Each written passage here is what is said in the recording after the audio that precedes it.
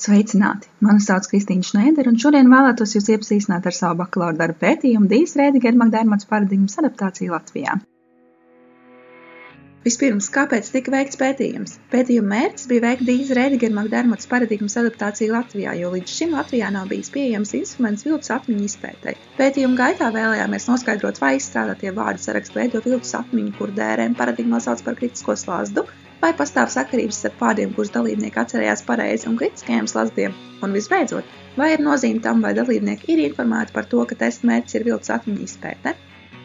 Kas īsti ir Dijas Rēdiger-Makdērmots jeb DRM paradigma? Tas ir šobrīd viens no biežāk un aktīvāk izmantotajiem instrumentiem mācīšanās procesu un viltus atmiņu izpētē.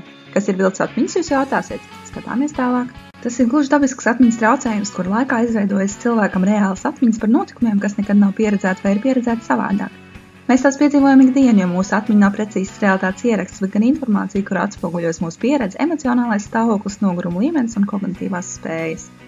DRM paradigma viltus atmiņas pamato ar aktivizācijas kontroles struktūras teoriju. Saskaņā ar šo teoriju informācija mūsu smadzenēs ir saistīta semantiskajā tīklā, un katra tīkla centrā ir kāds vienojošais elements. Nosaucot vārdus, kuriem ir kāds vienojošais vārds, tas darbojas kā stimuls, kas aktivizē visu semantisko tīklu, tā skaitā arī vienojošo vārdu.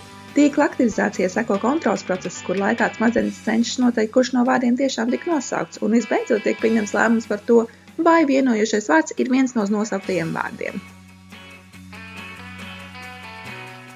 Adaptācijas ietvaros tika veikts atmiņas eksperiments, kurā piedalījās 93 dažādu Latvijas universitāšu sociālo zinību studentu vecumā no 19 līdz 46 gadiem.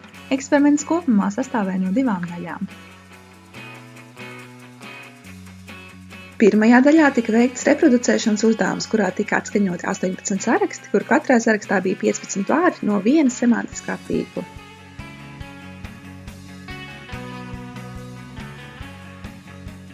Pēc katra saraksta atskaņošanas dalībniekiem tika dots 2 minūtes uzrakstīt visus vārdus, kurus viņi atcerējās.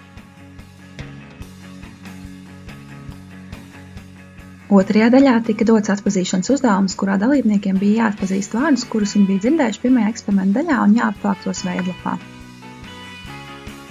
Kas tieši notika?